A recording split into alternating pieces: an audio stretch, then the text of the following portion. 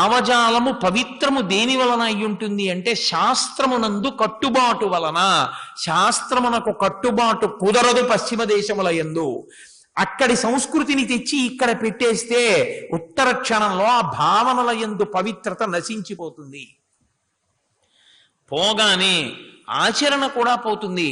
ఆచరణ కూడా పోగానే అశాంతి ప్రబలిపోతుంది. కంటికి కనపడకూడనివన్నీ కనపడుతున్నాయి అనుకోండి, ఏమైపోతుంది? ఎప్పుడో అప్పుడు కన్ను మనస్సు ఏకమవుతాయి, అంతే. లోపల అలజడి ప్రారంభమైపోతుంది. వినపడకూడనివన్నీ చెవుల్లో అవే వినపడుతున్నాయి అనుకోండి, ఎప్పుడు ఎక్కడికి వెళ్ళినా మీకు అవే వినపడుతున్నాయి అనుకోండి, ఆ వినపడిన వాటితో మనస్సు సంగం పొందింది అనుకోండి, అలజడి, అశాంతి. కాబట్టి అశాంతికి అంతటికీ కారణము మొట్టమొదట ఇంద్రియముల వలన ప్రారంభమవుతుంది. అదే మీరు బాగా పరిశీలించండి. రమణ మహర్షి తత్వం గురించి మాట్లాడుతూ ఇదే అంటారు. ఇంటి యజమాని నిద్రపోయినట్లు.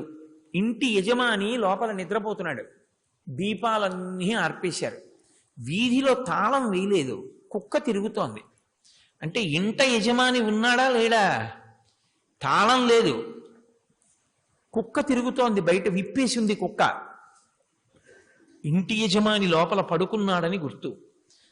లోపల మనసు ఇంద్రియ శక్తులతో కలిసి ఆత్మ యందు నిద్రపోతూ ఉంటుంది. ఏ అలజడి ఉండదు. ఉన్నాడని గుర్తు శవానికి పడుకున్నవాడికి ఏమిటి తేడా? ఒక్కటే, కుక్క తిరుగుతోంది, ఊపిరి లోపలికి బయటికి వెడుతోంది. కుక్క చూడండి, అలా బాల్కనీలోకి ఎడుతుంది, అలా పక్కకెళ్ళి స్టోర్ రూమ్ దగ్గరికి ఎడుతుంది, పెరట్లోకి ఎడుతుంది, మళ్ళీ వీధిలోకి వస్తుంది. పెట్ట వాలిందనుకోండి గోడ మీద, భౌ అంటుంది, ఆ పెట్టెగిరిపోయే వరకు. లోపల పడుకున్నవాడికి ఏమీ తెలియదు, బయట కుక్క అన్నీ చూస్తూ తిరుగుతూ ఉంటుంది. కుక్కని బట్టి లోపల ఉన్నాడని గుర్తు, ఊపిరిని బట్టి జీవుడు ఉన్నాడని గుర్తు. ఈ జీవుడు లోపల సుషుప్తి ఎందున్నప్పుడు అవస్థాత్రయంలో ఇంద్రియముల యొక్క శక్తులన్నీ మనస్సు పుచ్చుకొని మనస్సు స్వప్నావస్థని కూడా విడిచిపెట్టి సుషుప్తిలో ఆత్మలోకి వెళ్ళిపోయింది అనుకోండి, ఏమైనా అలజడి ఉంటుందా? మనస్సు కూడా తెలివిగా లేదు, ఇంద్రియములు తెలివిగా లేవు, ఏమిటుంటుంది అక్కడ? ఏమీ అలజడి ఉండదు, ప్రశాంతంగా ఉంటుంది. అందుకే బహుశः ఈ ఉద్ధతి ఎక్కువైపోతే, రక్తపోటు వస్తే వెంటనే వాడిని పడుకోమంటారు, పడుకోండి బాగా నిద్రపోండి అంటారు. అంటే నిద్ర యందు అలజడులన్నీ ఉపశమిస్తాయి.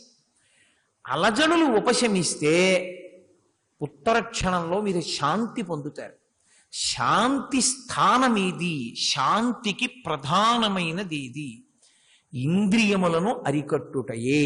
అయితే ఇక్కడ ఒక ప్రశ్న వస్తుంది, ఏమండి ఇంద్రియములను అరికట్టమని అంటున్నారు రైటే, మరి సంతోషము ఆనందము అనుభవంలోకి ఎలా? నేను ఇందాకనే కదా మీతో అన్నా, ఏసీ వేసుకుంటే అన్నాను కదా, ఏసీ వేసుకుంటే సంతోషంగా ఉంది అని అన్నానా లేదా? అన్నప్పుడు ఏసీ వేసుకుంటే కదా చర్మం సంతోషంగా ఉంది అని అనడం, ఆనందం అనుభవించడం. అప్పుడు కూడా నేను ప్రశాంతంగా ఉన్నాగా. మంచి ఎండలోంచి వచ్చి అమ్మయ్యా ఎంత చల్లగా ఉందండి అని కూర్చుని శాంతి పొందానా లేదా? మరప్పుడు శాంతికి అది కారణమైందిగా ఇంద్రియం. మరి మీరు అనుభవం వాసన అవుతోంది, వాసన వల్ల పునర్జన్మ వస్తోంది, దానివల్ల లోపల చాలా పెద్ద అలజడి పొందుతోంది అంటున్నారుగా. ఏసీ కొనుక్కోవాలన్న కోరిక లేకుండా ఏసీ అనుభవించినప్పుడు ఆనందం ఉందా లేదా? ఏసీ కొనుక్కోవాలన్న కోరిక ఏం లేదు. అమ్మయ్యా ఏసీలోకి వచ్చాను, ఎంత చల్లగా ఉందో, ఎంత హాయిగా ఉందో అన్నారు. ఎంత హాయిగా ఉందో అని మీరు కూర్చున్నప్పుడు మీ మనసు శాంతిగా ఉందా లేదా? అప్పుడు మరి ఇంద్రియం శాంతికి కారకమైందిగా. అంటే నేను మీతో ఒక మాట చెప్తాను వినండి, ఇది పూర్వపక్షం.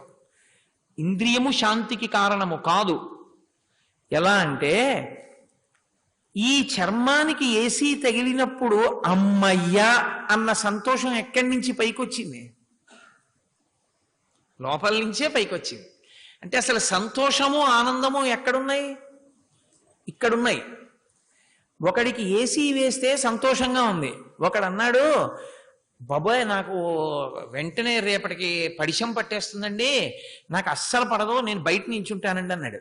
ఇప్పుడు వాడికి బయట నించోవడంలో సంతోషం ఉంది, ఏసీ సంతోషానికి కారణమైతే, ఏసీ ఆనందానికి కారణమైతే ఎవరికీ ఏసీ ఆనందానికి ప్రతిబంధకం కాకూడదు. మరి కొంతమందికి అవుతోంది.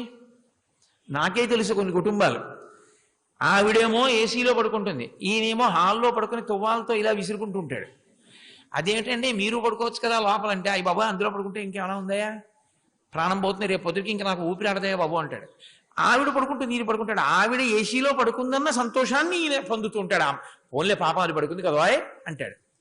అంటే ఇప్పుడు ఏ సంతోషమైనా ఇక్కడుంది తప్పించి, నిజంగా బయట వస్తువుల వలన సంతోషము ఆనందం ఉన్నదనుకోండి, ఆ వస్తువుని మీరు ఎంత అనుభవించినా సంతోషం ఉండాలి.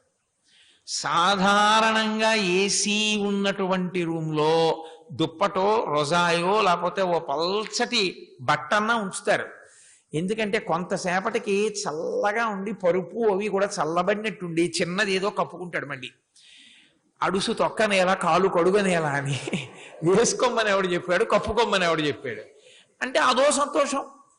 అలా చల్లగా అయిపోయి మళ్ళీ కప్పేసుకుని మళ్ళీ కొంచెం గోరువెచ్చగా ఉండి ఏదో మొత్తానికి సుఖం అన్న భావన దగ్గర ఎక్కడో నిలబడి ఉండగా అది అలిసిపోయి పడుకుంటుంది. ఇంకా పడుకున్న తర్వాత కరెంటు పోయింది, ఏసీ పోయింది, ఫ్యాన్ పోయింది, అన్నీ పోయి వాడికి ఏమీ తెలియదు, వాడి సుఖంగానే ఉన్నాడు. అంటే యథార్థమునకు సుఖం ఎక్కడుంది, యథార్థమునకు ఆనందం ఎక్కడుంది? ఇక్కడే ఉంది. ఇది ఉద్భుతమైంది. ఒక్కొక్క వస్తు సంపర్కము చేత ఉద్భుతమవుతోంది. శాంతిని కనిపెట్టేవాడు, శాంతి సాధన చేసేవాడు ఏం చేస్తాడంటే, ఇంద్రియములను అరికట్టి ఇక్కడే ఉన్న ఆనంద స్థానము వైపుకి వెనక్కి నడుస్తాడు. ఇంద్రియాలన్నీ పైకి తిప్పుతాయి, పైన ఉన్న వస్తువుల చుట్టూ తిప్పుతాయి, ఇంద్రియాలన్నీ మూస్తే వెనక్కెడతాడు. అందుకే సాధన యందు ఇంద్రియములు తెలివితో ఉన్న తన యొక్క మనసు ఏకాగ్రత వేరొక దాని మీద పెట్టేసిన కారణం చేత, లేదా ఇంద్రియములను అరికెట్టి మనసు యందు పెట్టి మనసు కదలకుండా ఆపిన కారణం చేత, మనసు కదలకుండా ఆపడం అంత తేలిక అండి. అంటే మనసు సాత్వికమైనటువంటి వస్తువుని పట్టుకుని ఉండేటట్టుగా ఉంచేస్తే, ఏ భగవంతుని పాదాలో దేవాలయ గోపురాన్నో ధ్యానం చేస్తూ ఉన్నాడు అనుకోండి, ఆలోచన చేస్తూ ఉన్నాడు, ఇంద్రియముల యొక్క ఉద్ధతి ఆగిపోతుంది. ఎందుకు ఆగిపోతుందో తెలుసా? ఈ ఇంద్రియముల యొక్క శక్తి వెనక్కి తీసేసుకుంటాడు. అంటే కన్ను చూడడం ధర్మం, చూస్తూ ఉంటుంది, కానీ మనసు పుచ్చుకోదు. చెవి వినడం ధర్మం, వింటుంది, కానీ మనసు పుచ్చుకోదు. ఇంద్రియములను మూతపెట్టి మనసుని సాత్విక ప్రవృత్తి యందు ఉంచి తాను శాంతిగా ఉంటాడు, పరమ శాంతాన్ని అనుభవిస్తాడు. అసలు ఇది లేదనుకోండి లోపల. అందుకే ఊర్వశీ జననాన్ని చెప్తారు శాంతికి కారణంగా. నరనారాయణులు తపస్సు చేస్తున్నారు, శ్రీమన్నారాయణుడు తపస్సు చేస్తున్నాడు. తపస్సు చేస్తుంటే ఇంద్రుడికి ఎప్పుడూ అనుమానం, తపస్సు చేస్తే ఇంద్ర పదవికి వచ్చేస్తారని. ఆయన ఏదో అప్సరసల్ని పంపించాడు. వాళ్ళు వచ్చి నారాయణమూర్తి దగ్గర నిలబడి నాట్యం చేస్తున్నారు. నరనారాయణులలో ఒకడు కదా నారాయణుడు. నరుడు కేక వేశాడు, వాళ్ళకి భయం వేసి విడిపోయి నారాయణుడి దగ్గరికి వచ్చారు. వచ్చి నాట్యం చేస్తున్నారు. ఆయన ఓసారి కళ్ళు తెరిచి చూశాడు.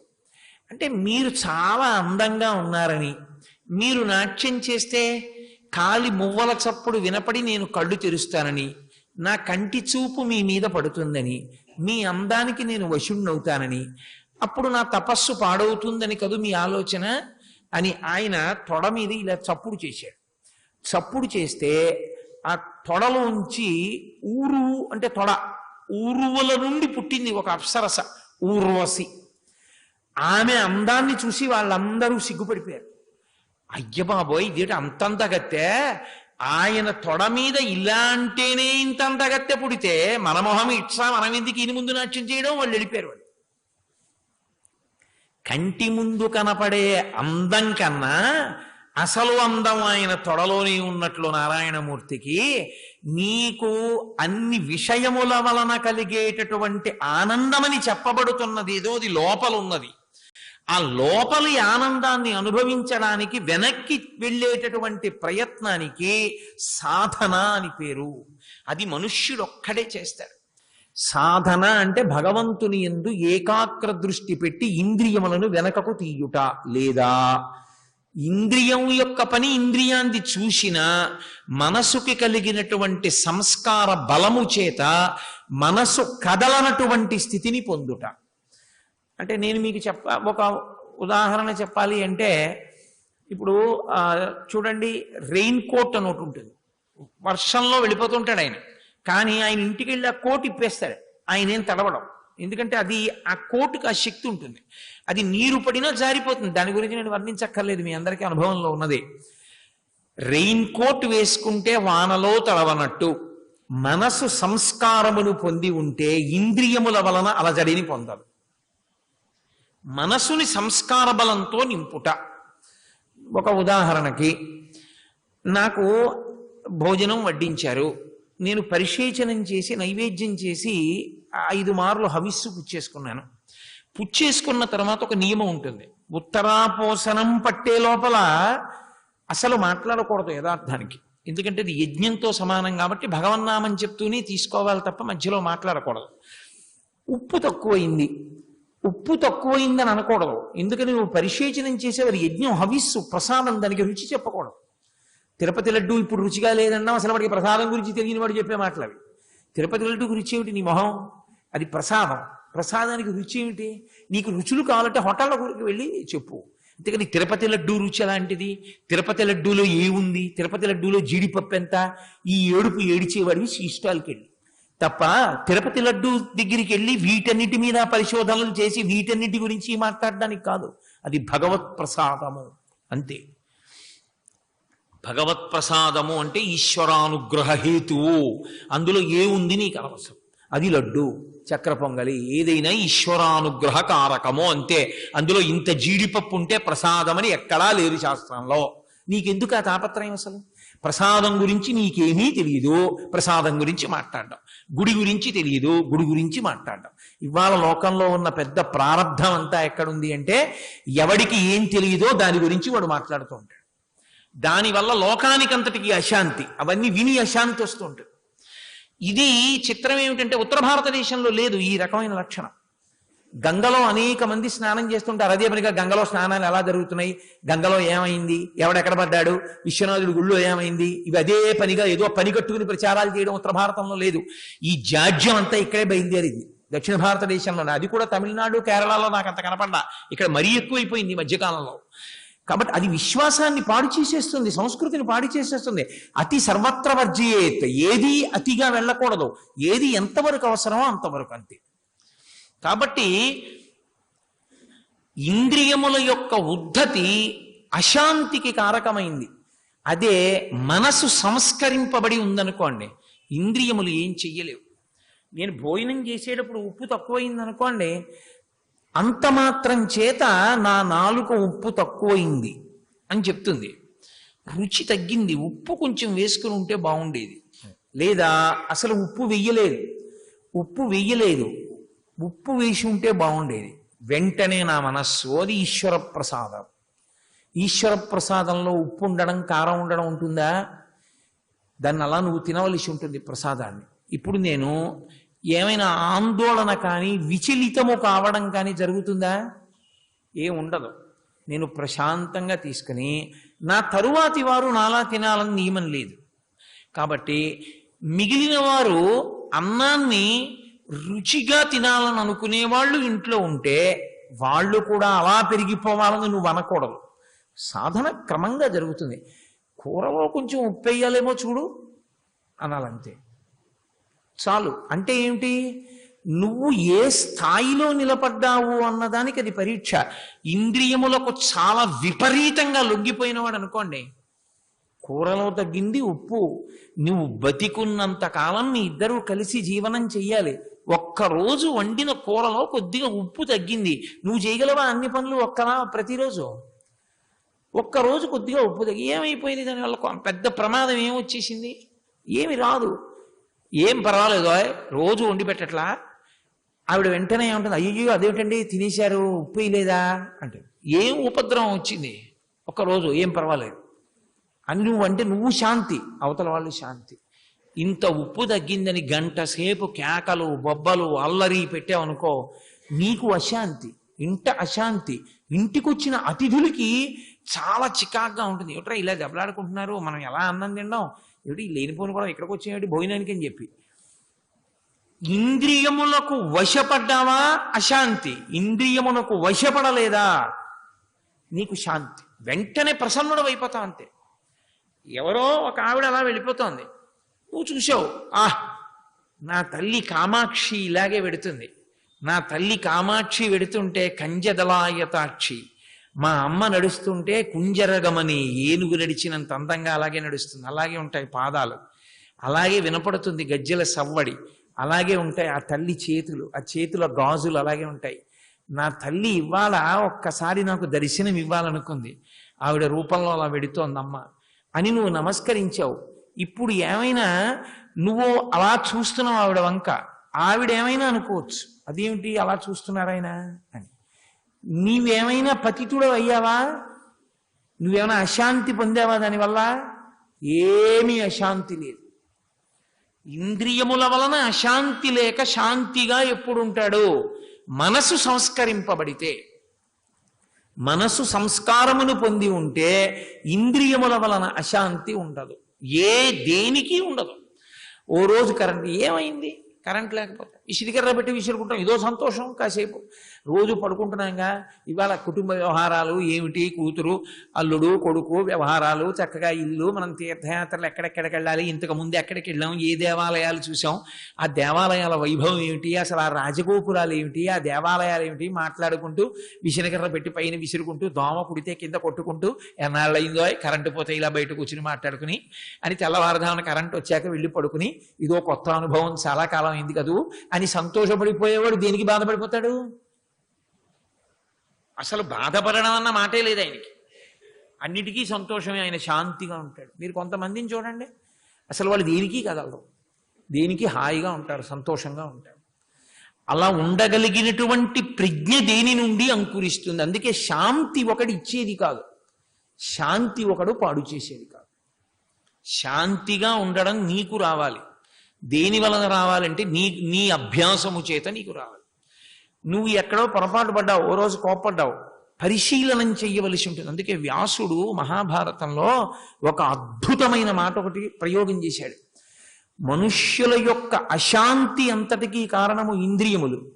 ఇంద్రియములు మనసుతో కలిసినప్పుడు అరిషడ్వర్గములు ఏర్పడుతున్నాయి, కామ క్రోధ లోభ మద మోహ మాత్సర్యములు. అశాంతి ఈ ఆరిటి వలన కలిగితే మరి ఈ ఆరిటిని గెలిచి శాంతిని పొందడం ఎలా? అది చెప్పకుండా అశాంతిని ఎందుకు పొందుతున్నావో చెప్తే ఇంకెందుకు? డాక్టర్ గారు తల బద్దలైపోతుందండి, ఏమిటో సాయంకాలం అయ్యేటప్పటికి తలకాయ పోటు వచ్చేస్తోందండి అని వెళ్ళారనుకోండి, తలకాయ పోటు ఎందుకు వస్తుందో, తలకాయ ఎలా ఉంటుందో, దాని పైన పెంకి ఎలా ఉంటుందో, జుత్తు ఎలా ఉంటుందో, దాని లోపల మెదడు ఎలా ఉంటుందో, ఎన్ని రకాలుగా నొప్పులు ఉంటాయో, ఎందుకు వస్తుందో, ఇవన్నీ చెప్తే తలపోటు ఎక్కువ అవుతుంది. డాక్టర్ గారు ఏం చేయాలి? విని తలపోటు పోవడానికి ఒక మాత్ర రాయాలి కదా, అంతేగాని తలపోటు ఎందుకు వస్తుందో, మాత్ర లోపలికి ఎలా పెడుతుందో, రక్తంలో ఎలా కలుస్తుందో, మెదడు దగ్గర క్రిములను ఎలా చంపుతుందో, దానివల్ల నొప్పి ఎలా తగ్గుతుందో నీకెందుకు? విశ్వాసము, డాక్టర్ గారి మీద విశ్వాసం. ఆయన 3 పూట్ల వేసుకో, 3 సున్నలు పెట్టి గీతలు పెట్టి ఇచ్చారు, కొనుక్కోవడం 3 పూట్ల వేసుకోవడం, అంతే నీ తలపోటు పోతుంది. రోగం పోవడానికి వైద్యుడు ఉన్నాడు, అజ్ఞానం పోవడానికి గురువు ఉన్నాడు. వ్యాసుడు చెప్పకపోతే ఎవరు చెప్తారు లోకానికి? అందుకే వ్యాస భగవానుడు అశాంతికారకములను గెలవడం నేర్పాడు సమాజానికి. కామము అసలు తీవ్రమైన అలజడి. కామము అని నేను శబ్దాన్ని ప్రయోగించేసినప్పుడు కేవలము తుచ్చమైన శారీరకమైన కామమని మీరు అనుకోవద్దు. కామము అంటే కోరికే, అది ఎంత చిన్నదైనా, చిన్నదాని నుంచి పెద్దవాని వరకు మీ మనస్సుకి ఉండేటటువంటి స్వభావాన్ని బట్టి అలజడి ఉంటుంది. ప్రతి చిన్నదానికి ఎంత అలజడో చెప్పలేను కొంతమందికి. నేను కొన్ని ఇళ్లలో చూశాను, కొత్త చీర పెడతారు ఎవరో, ఆ చీరలో పసుపు కుంకం పొట్ల ఉంటుంది. చీర బాగుందే అని ఇలా పైకి తీస్తారు, చూస్తారు, అందులోంచి టొప్పుని కింద పడతాయి, అంతే. శుక్రవారం పర్వాలేదంటారా? పర్వాలేదంటారా? అది భూమ్యాకర్షణ శక్తి లక్షణం. వాళ్ళు చీరలో పెట్టారు, నువ్వు చూసుకోలేదు, కింద పడ్డాయి. నీకు దాని మీద గౌరవం ఉందిగా, కళ్ళకు అద్దుకుని ఒకసారి తల మీద పెట్టుకుని పక్కన పెట్టుకో, అయిపోయింది. అంతేగాని పర్వాలేదా పర్వాలేదు ఏమిటి చెప్పాలి దానికి జవాబు? దానికి ఫోన్ చేసి కోటేశ్వరారు ఇలా అయింది, ఏమైనా అవుతుందా అండి? వెంటనే అశాంతి వాడికి. బుద్ధి ఉందా ఏమిటో మా ప్రశ్నలు అని. అంటే అదొక అంటువ్యాధిలా అలా వెళ్ళిపోతూ ఉంటుంది. దానికి ఇంకా అసలు అంతుండదు. ఆ మనస్సుకి ఉండేటటువంటి ఆ స్వభావం చేత వచ్చేటటువంటి అనుమానాలు, అభద్రత ఎంత తీవ్ర స్థాయిలో సృష్టించేస్తుందో అది అలజడిని. అందుకే వ్యాస భగవానుడు మహాభారతంలో సమాధానం చెప్పాడు దాని గురించి. వ్యాసుడు నారాయణ స్వరూపుడు, ఆయన తప్పెవరు చెప్తారు? కామము అలజడిని సృష్టిస్తుంది కాబట్టి కామము నుండి ఎలా తప్పుకోవాలి అంటే కామము పరిశీలనము వలన పోతుంది అన్నాడు. కామము యొక్క ఉద్ధతి దేని వలన పోతుందంటే పరిశీలనము చేత పోతుంది. నేను మీకు ఒక ఉదాహరణ చెప్పాలి అంటే, మామిడి పండు రసం ఎలా ఉంటుంది? మామిడి పండు తినాలి అని నాకుంది. ఓ కొత్తపల్లి కొబ్బరి మామిడి పండు తినేయాలని ఉంది. సంవత్సరంలో ఎప్పుడో వచ్చింది. ఓ పండు తినేద్దాం, ఎవరో పట్టుకొచ్చి ఇచ్చారు. అదేమో దానసాధ్యంకోలో గుమగుమలు ఆడిపోతోంది సువాసన. నాకేమో షుగరు, నేనా తినకూడదు. కానీ కన్ను దాని వంకే చూస్తోంది, ముక్కు దాని వాసన పీల్చేస్తోంది. దాని సొట్టలు పడి బాగా ముగ్గి ఆ పసుపు రంగులో ఎరుపు వన్నె మెరిసిపోతూ కంటిని ఆకర్షించేస్తోంది. నాలుక ద్రవాన్ని విడిచిపెట్టేస్తోంది. ఇప్పుడు నేను ఆ పండు తినకుండా ఉండలేను. ఇప్పుడు ఆ కామం నుండి నేను ఎలా బయటికి రావడం? వ్యాసుడు అన్నాడు పరిశీలన చేయమన్నాడు. ఎక్కడ పుట్టింది ఈ కోరిక? ఇక్కడ పుట్టింది. ఆ మామిడి పండుని తినమంటాను. సరే తింటాను. ఈ పండుని చూసి కదా ఇంత మురిసిపోతున్నావు, దీన్ని తినమని కదా అంటున్నావు. ఒక విషపాత్ర నీకు ఇచ్చి విషమంతా తాగేసి చాలా బాగుంటుంది తీయగా అంటే తాగుతావా? అయ్య బాబా అదేంటండి తీయగా ఉంటే మాత్రం చచ్చిపోతాను నాకెందుకండి అనవా? నీకు అది విషం, ఎందుకు తాగుతానంటావు, ఎందుకు తింటానంటావు? దాన్ని విడిచిపెట్టి ఉండలేవా? నీకు పనికొచ్చేది తోటకూర పప్పు, అది తిను, నీకు అమృతం. ఏది అమృతమో అది తింటావా? మనుష్యుల వయ్యుండి విషం తింటావా? ఏది కావాలి నీకు అని పరిశీలనం చేశారనుకోండి అణిగిపోతుంది. అథవా ఇంకా లాగిందనుకోండి, ఆ మామిడి పండుని చేత్తో పట్టుకుని చేతిలోకి కొద్దిగా రసం పిండి ఈశ్వరుడికి నివేదన చేసి తత్ప్రసాదంగా ఇలా చేతిలోకి ఒక్క కొద్ది రసం పిండి నాలుకతో పుచ్చుకొని, ఈ పండులో ఉన్నటువంటి రసం ఎక్కడైనా ఇంతకన్నా భిన్నంగా ఉంటుందా? ఉండదు, ఇలాగే ఉంటుంది. ఎంత తాగినా అలాగే ఉన్నప్పుడు ఈ ఒకటి తాగితే చాలదా? అదే రుచి కదా. అదే రుచి అయినప్పుడు చూసావుగా, అదే రుచి. ఇంకా వెంపర్లాడావు అంటే నీకు ఎలా అయినా తినేద్దామన్న తాపత్రయం తప్ప హేతువు ఎక్కడుంది నీ మాటల్లో అసలు అని మీరు మనసుతో మాట్లాడారనుకోండి, మీ కోరికని పరిశీలనం చేశారనుకోండి, కోరిక జారిపోతుంది కిందకి. కామము పరిశీలనము చేత పోతుంది, క్రోధము సహనము చేత పోతుంది. మిమ్మల్ని ఎవరో ఏదో అన్నారనుకోండి, అన్నాడయ్యా నిజమే, అనలేదని నేను అంటలేదు అన్నాడు, కానీ ఆయన పరిణితి ఏ పాటిది? ఆయన ఎంత తెలిసి ఉన్నవాడు? పాపం తెలియదు కదా, తెలియకపోవడం వల్ల కదా అన్నాడు. రేపు నీ మనవడే నిన్ను కాలుతో తంతాడు, తాత తాత ఎంత పిలిచినా వినవేం తాత అని కాలుతో తంతాడు, తెలియదు వాడికి. నువ్వేం చేస్తావు? కాలు విరిచేస్తావా? తప్పు, నన్ను అలా తనకూడదు. నన్నే కాదు, మీ నాన్నని తనకూడదు, అమ్మని తనకూడదు, అలా పెద్దవాళ్ళని తనకూడదు, తప్పు, అలా తనకూడదు సుమా అని నచ్చ చెప్తావా? నచ్చ చెప్పవా? పిల్లవాడికి తెలియదు కాబట్టి నచ్చ చెప్పినట్లే తెలియక అన్న వాళ్ళకి చెప్పడానికి నీకేమిటి అడ్డు? లేదు. ఉదాసీనుడవై ఊరుకుంటావా? ఊరుకోవా? అలా ఉదాసీనతతో ఎందుకుంటావు? అది పుచ్చుకుంటే కదా అల్లరి. కోపంతో అన్న ఆయన మాట పుచ్చుకుంటే అల్లరి. నే పుచ్చుకోలేదు అసలు, ఇంకా అల్లరి ఎక్కడుంది? పుచ్చుకోకు, తీసుకోకు. తీసుకోవడమా తీసుకోకపోవడమా నీ చేతిలో ఉంది. ఆయన అన్న మాట పుచ్చుకుంటే నీకు అల్లరి. నే పుచ్చుకోలేదండి, మీరు అన్నారు గాలికి పోయింది, నేను పుచ్చుకోవాలి. ఇంకా మీకు అల్లరి ఎక్కడుంది? సహనము వలన క్రోధము పనిచేయదు. లోభము అంటే దాచిపెట్టుకుందాం అన్నాం. సరే, ఏదో మంచి పని చేద్దాం, శారదా నవరాత్రులు వస్తున్నాయి, పరదేవతకి చక్కగా పట్టు చీరలు కొనమని ఓ 10,000 ఇద్దాం అనో సంకల్పం. 10,000 ఒక రోజు ఒక పట్టు చీరకి ఇద్దాం. ఎందుకని? ఓ 1000కి తగ్గించేయాలి దాన్ని. వెంటనే వ్యాసుడు అన్నాడు, అది ఎవరిదని అడుగు. నాది. నాదంటే ఎవరు? ఇది ఉన్నంత కాలం అని కదా నీ తాపత్రయం. ఇది ఎంతకాలం ఉంటుంది? ఏమైనా ఖచ్చితంగా తెలుసా ఇది ఎంతకాలం ఉంటుందో? ఎవ్వరికీ తెలియదు. మరి ఇది పడిపోతే జీవుడు ఏమైపోతాడు? ఇచ్చినది ఏదైనా ఉంటే అది నిన్ను కాసుకుంటుంది, ఇవ్వనిది ఏదైనా ఉంటే పిల్లలు పట్టుకుపోతారు, నీకు పాపం మిగిలిపోతుంది, ఇక మళ్ళీ చేసుకుందాం అంటే రాదు. ఒకసారి ఇది వదిలిపెట్టావో ఎందులో కెడతావో ఎవరికి తెలుసు. అప్పుడు పరదేవతకి చీరట్టు కెడతానంటే పట్టుకెడతావా? శారదా నవరాత్రులు అవుతున్నాయి, అమ్మవారికి చక్కగా ఓ పంచె కట్టుకుని ఓ చీర పట్టుకుని అమ్మవారికి వెళ్ళి చీర ఇద్దాం అనుకుంటే ఓ కొక్కిస్తుందా, ఓ పిల్లిస్తుందా, ఓ పందిస్తుందా అనుకున్నా. ఏ కొట్టుకు రానిస్తారు, ఏం పెట్టి కొనిస్తారు, ఎలా పట్టుకొస్తుంది, ఎలా పట్టుకొచ్చి ఇస్తుంది? ఇందులో ఉన్నావు కాబట్టి ఇవ్వగలవు, ఇది విడిచిపెడితే ఎలా ఇస్తావు? నాది నాది అంటే ఏమిటి? నాదని అన్న ఇది ఎన్నాళ్ళు ఉంటుందని నీకు నమ్మకం? పోని 30 ఏళ్ళు, ఇంకో 20 ఏళ్ళు ఉంటావు, 50 ఏళ్ళు వచ్చాయి, మహా ఉంటే ఇంకా ఎంత ఉంటావు? ఇంకో 20 ఏళ్ళు ఉంటావు, 70. ఆ తర్వాత ఉంటే ఈశ్వరానుగ్రహం. ఈ 20 సంవత్సరాల తర్వాత ఇది ఉండదు.